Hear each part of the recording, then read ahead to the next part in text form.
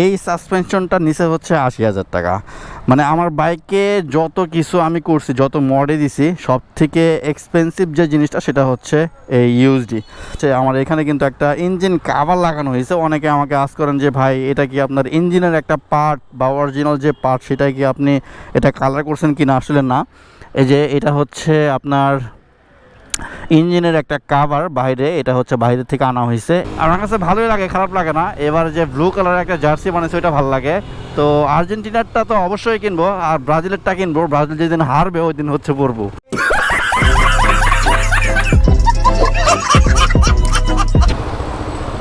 বৃষ্টি রে বৃষ্টি আয়না জোরে। বৃষ্টির শহর কেমন লাগে? যদিও বাইক চালায় আমার তেমন একটা দেখা হয় না, তো আজকে হচ্ছে সেই সুযোগটা চলে আসছে।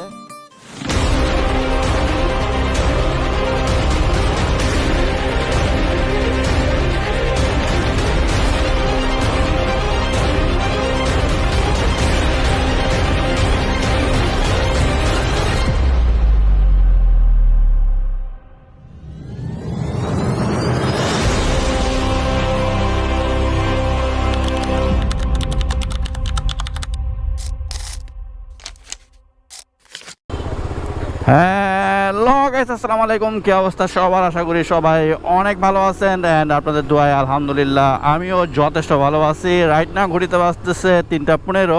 তো সকালবেলা বের হওয়ার কথা ছিল, আমরা রাতে হচ্ছে কয়েকজনে প্ল্যান করছি যে সকালবেলা বের হবো। সকালবেলা বের হয়ে একটু সিটি রাইড দিব।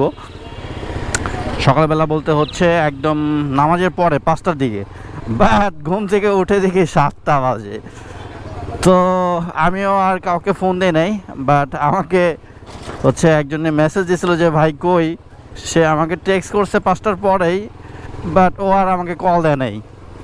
দেখছে হচ্ছে আমি অফলাইনে আছি, আমাকে আর কল দেয় নাই। ওরা হচ্ছে মুভি দেখতেছিল। তো দেন আমি 7টায় যখন উঠছি তখন হচ্ছে ওকে আবার টেক্সট দিলাম যে ধর্মি আমাকে কল দিবা না। ওই বলে ভাই আমি তো মুভি দেখতেছি, এই জন্য আপনারা ডিস্টার্ব করিনি, এটা কোনো কিছু হইলো? পরে বললাম ঠিক আছে তাহলে আজকে আর না বের হই, একটু ঘুমাই। তো এটার জন্য হচ্ছে চিন্তা করলাম যেহেতু নিয়ত করছি আজকে একটা ব্লগ করব, এটার জন্য হচ্ছে নামাজের পরে খাওয়া দাওয়া করে ক্যামেরা নিয়ে বের হয়ে গেছি। কোন দিক দিয়ে যে যাব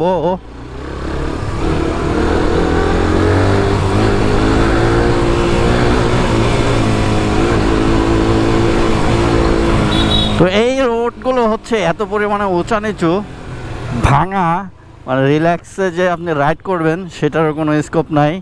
আর রিক্সা দিয়ে গেলে তো মনে হয় যে পেটের ভিতর যতগুলো হাড্ডি আছে সবগুলো হচ্ছে লাড়া দিয়ে উঠে।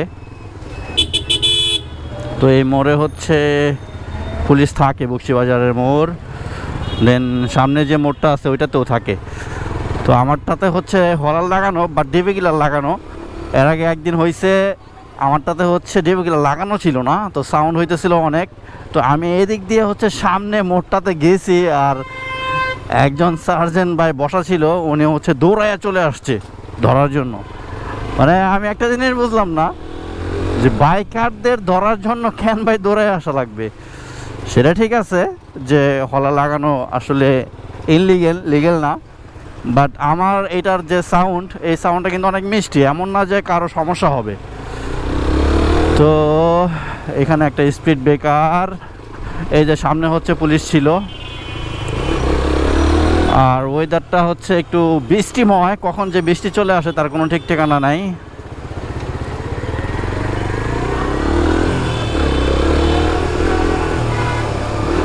এই বৃষ্টি তো চলে আইছে।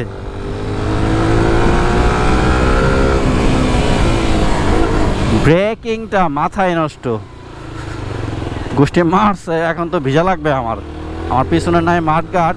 এই বৃষ্টির ভিতরে তো পুরাই মাকা চাকা হয়ে যাওয়া লাগবে আমার।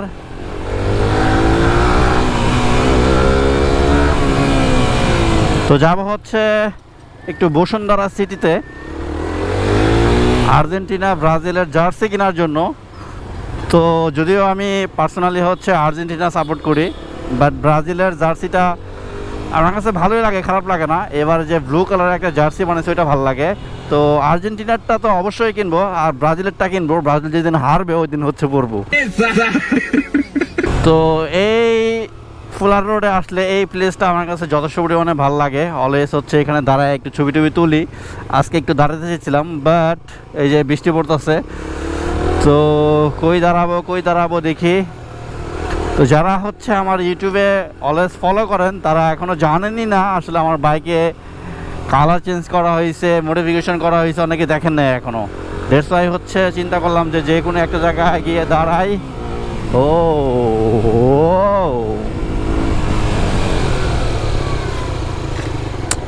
তো অনেক দিন হয়ে গেছে ট্যুরে যাই না, ট্যুরে যাওয়া দরকার, বাট ট্যুরেও যেতে পারতেছি না। কই দাঁড়াবো, আচ্ছা একটু ঘুরি, দেন হচ্ছে দাঁড়াই। টান দিতে এত ভাল লাগে, এটা পুরাই স্মুথ। যে আমার বাইকটা চালাবেন সে বুঝতে পারবেন যে এটা কতটা স্মুথ।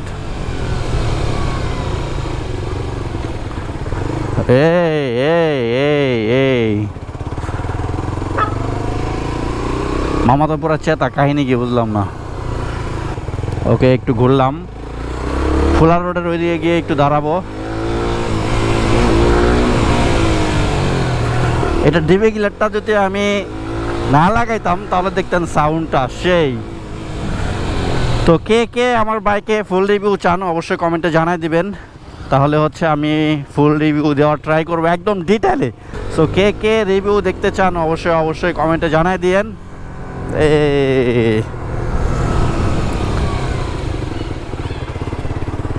তো এদিকে একটু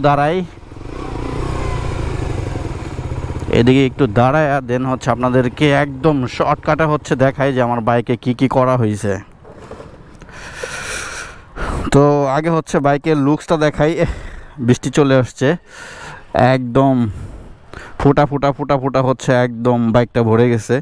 এই হচ্ছে আমার বাইকের লুকসটা কেমন লাগতেছে এটা তো অবশ্যই আপনারা জানাই দিবেন। তার সাথে হচ্ছে এখানে দুইটা উইংস লাগানো হয়েছে, এই দুইটার জন্য হচ্ছে সামনের থেকে দেখলে বাইকটা পুরো বাল্কি লাগে। আর কয়েকদিন আগে হচ্ছে এখানে লুকিং গ্লাস ছিল, লুকিং গ্লাসটা হচ্ছে আমি এই যে হাইড্রো টেপিং করতে দিছি, তো এটা 2-4-5 দিন হচ্ছে চলে আসবে। তো এই হচ্ছে কাহিনী। বাইকটাতে কিন্তু হচ্ছে হাইড্রো টেপিং প্লাস হচ্ছে ম্যাট ব্ল্যাক, গ্লোসি ব্ল্যাক, আর এখানে হচ্ছে আপনার রেড ওয়াইন বা চেরি রেড এরকম কোনো একটা কিছু বলে, তো এটার হচ্ছে কম্বিনেশন রাখা হয়েছে। অ্যান্ড তার সাথে হচ্ছে এখানে দুইটা স্টেপ দেওয়া হয়েছে, এই যে এখানে একটা সোজা চলে গেছে আর নিচে আর একটা স্টেপ। অ্যান্ড এই পার্টটা হচ্ছে একদম এইখান থেকে একদম পুরাটাই হচ্ছে হাইড্রো টেপিং করা। তার সাথে আছে হচ্ছে এখানে সিট কাউল পুরাটাই হচ্ছে হাইড্রো টেপিং করা। তো এই হচ্ছে বাইকের ওভারঅল লুকস। সো লুকসটা কেমন লাগতেছে অবশ্যই আপনারা কমেন্টে জানাই দিবেন। অ্যান্ড তার সাথে কিন্তু এখানে যে আমার সাসপেনশন, এটা কিন্তু আগে ছিল হচ্ছে ইয়ামাহা R15V4 এর, পরবর্তীতে হচ্ছে আমার কাছে ভালো লাগতেছিল না, দ্যাটস ওয়াই হচ্ছে আমি পরবর্তীতে চেঞ্জ করে ফেলি। আর এটা হচ্ছে শোয়া সাসপেনশন, এই সাসপেনশনটা নিচে হচ্ছে 80,000 টাকা। মানে আমার বাইকে যত কিছু আমি করছি, যত মডে দিছি, সব থেকে এক্সপেন্সিভ যে জিনিসটা সেটা হচ্ছে এই ইউএসডি। তো এই ইউএসডি দেখতেও কিন্তু অনেক সুন্দর লাগে। অ্যান্ড তার সাথে আছে হচ্ছে গোল্ড কালারের একটা বটম, এই যে বটম, এই বটমটাও কিন্তু দেখতে অনেক সুন্দর। বটমটার নাম হচ্ছে SGP। তো এটাও হচ্ছে মোটামুটি ভালো একটা প্রাইস, এটার প্রাইস হচ্ছে প্রায় 45,000 টাকা, হয়তো এখন 2-1,000 টাকা কমছে এরকম। তার সাথে এখানে হচ্ছে কার্ডিনালস লাগানো হয়েছে। তো যেহেতু আমার বাইকটা হচ্ছে ডুয়েল ডিস্ক, এই যে এ পাশ থেকে দেখাই, এই যে এই পাশেও কিন্তু একটা ডিস্ক লাগানো আছে। আর এটার সাথে হচ্ছে হোস পাইপ লাগানো হয়েছে, এই হোস পাইপটা হচ্ছে ফেন্টুবো। পারফরমেন্স ভাই এক কথায় অস্থির। তার সাথে এখানে লাগানো হয়েছে হচ্ছে যে গেজ স্পিড। তো এই মাস্টার সিলিন্ডারটাও কিন্তু অনেক জোস, হেভি একটা। এটার ব্রেকিংটা ভাই মাথা নষ্ট। এতক্ষণ আমি বাইক রাইড করতেছিলাম, আপনারা অবশ্যই দেখছেন এটার ব্রেকিংটা। তো এইটার প্রাইসটাও কিন্তু ভাই অনেক, এইটার প্রাইস নিচে হচ্ছে 45,000 টাকা। দেন এখানে আরও অনেক কিছু কিন্তু মডিফিকেশন করা হয়েছে। অ্যান্ড তার সাথে সেটা হচ্ছে আমার এখানে কিন্তু একটা ইঞ্জিন কাভার লাগানো হয়েছে। অনেকে আমাকে আস্ক করেন যে ভাই এটা কি আপনার ইঞ্জিনের একটা পার্ট বা অরিজিনাল যে পার্ট সেটা কি আপনি এটা কালার করছেন কি না? আসলে না, এই যে এটা হচ্ছে আপনার ইঞ্জিনের একটা কাভার বাইরে, এটা হচ্ছে বাইরে থেকে আনা হয়েছে। এই যে সুন্দর একটা হচ্ছে কাভার, এই যে এখানে লেখা আছে জেবি রেসিং, এটাও কিন্তু এই যে ম্যাচ করে হচ্ছে হাইড্রো ডিপিং করা হয়েছে, যেহেতু এই পার্টটাও আমার হচ্ছে হাইড্রো ডিপিং করা, তার সাথে সাথে হচ্ছে এটাও আমি হাইড্রো ডিপিং করে ফেলছি। তার সাথে সাথে হচ্ছে স্করপিয়ন, এটা হচ্ছে এর আগে পুলিশ ভাই রেখে দিছিল, তো ওইটা আর ব্যাক আনতে পারি নাই। তারপরে হচ্ছে স্করপিয়ন, এটা আমার নেওয়া হয়েছে একদম ব্র্যান্ড নিউ।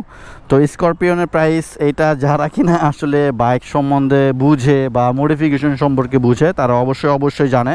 অনেকে হচ্ছে কমেন্ট করে যে ভাই এটা তো মাস্টার কপি, আসলে এরকম কোনো কিছুই না। আমার বাইকে যা কিছু আছে সব কিছুই হচ্ছে একদম original and authentic.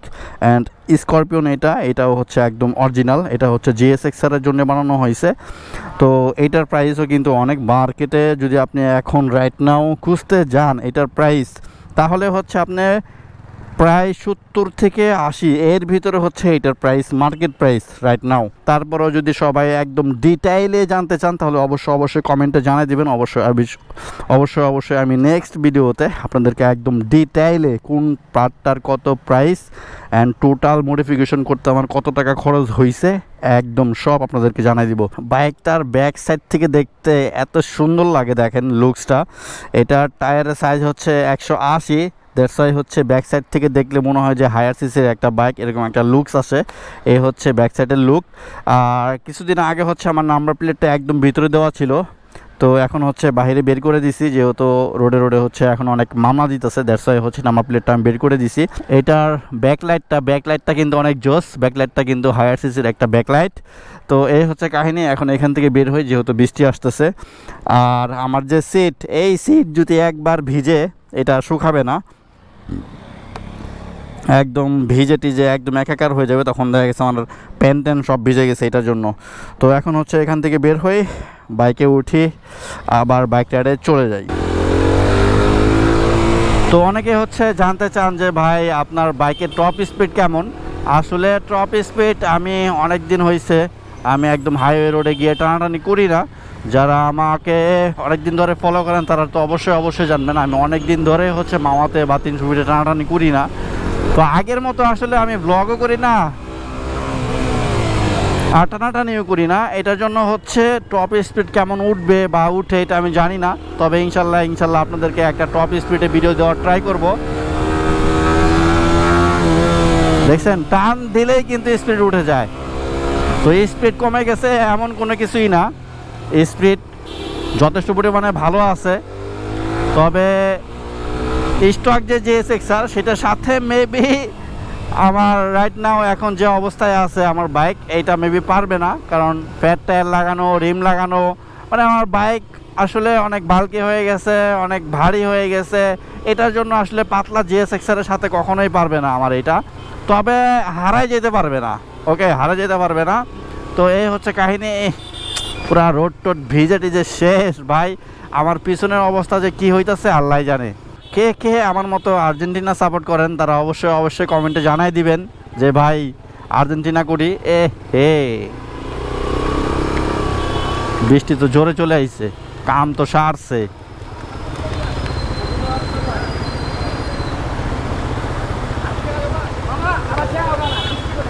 Shit man, প্রায় ধরা।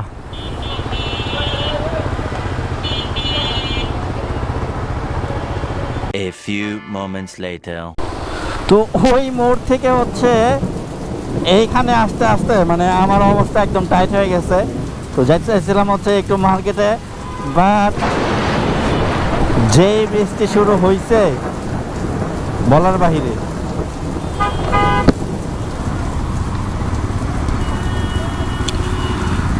তো বৃষ্টিতে ভিজতেছি, ভালোই লাগতেছে, খারাপ না।